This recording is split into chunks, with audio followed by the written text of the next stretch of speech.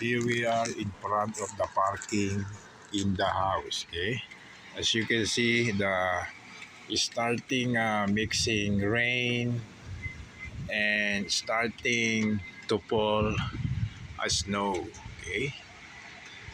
Okay, a little mixing snow and rain, so it's cold and windy.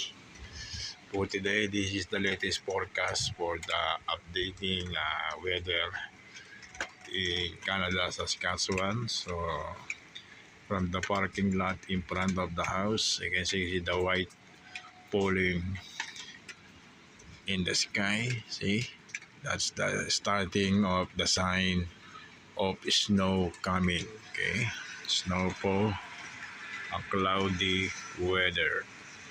A cloudy weather this afternoon around more than 5 p.m. this afternoon. See, it's coming down the falling snow with rain, so it's getting cold now. So, see, so that's the problem now. Starting to getting cold. Okay. So that's all guys. So subscribe and click the notification bell for upcoming latest video to my YouTube channel. Okay. See you guys. That's all.